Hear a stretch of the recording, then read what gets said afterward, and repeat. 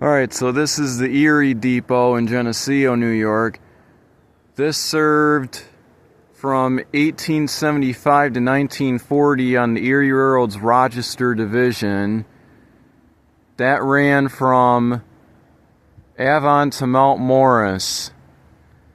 And the portion in Avon is still there. It's still operational. It is now owned by Lackawanna, Avon, and Lakeville Railroad. It dead ends over at the Kraft Food Company. There's a yard right there. They have a tanker car there. I don't know how often they have it there or how often trains normally come through there, but they are operating continuously. This line served the Olean area because they could branch off in Olean, go down to Chicago, New York City. There were also 4 branches where they could branch off in Avon. Now the Erie, unfortunately, was one of the weakest railroad, if not the weakest railroad in the United States. So the reason why was because they were facing 3 to 4 other railroads.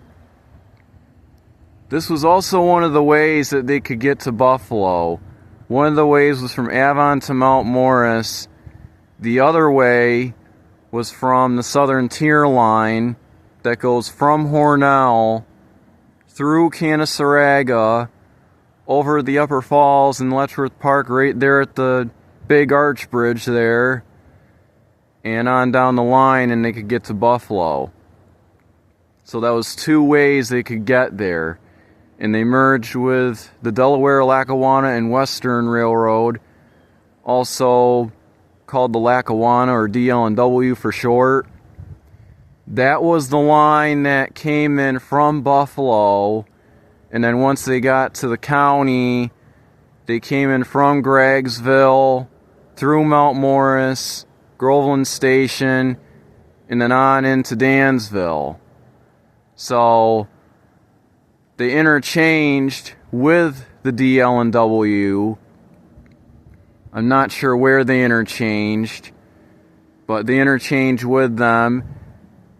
That was not the line that went up Dansville Hill. That was the DL&W. That was the steepest grade that was on the DL&W. But we'll talk a little bit more about the DL&W later on in future videos. We'll go down, we'll visit the former right-of-ways. Now we'll talk a little bit about the abandonment. The abandonment happened in 1940. Now the reason behind that was because there was another competitor railroad that they were facing. And that was the Dansville and Mount Morris. That ran from Dansville, right in the village, all the way up to Mount Morris. And in 1940, believe it or not, they actually dismantled their tracks from Mount Morris to Groveland Station. The reason why the Erie abandoned the line from Avon to Mount Morris was because that short line competitor railroad, the D&M, linked up and connected to the DL&W at Groveland Station. That was a huge station. It was a double track main line, so very busy railroad. And like I said, we'll talk more about the DL&W when we go down to the right-of-ways in future videos. Anyway, this is the Geneseo Depot. Thanks for watching.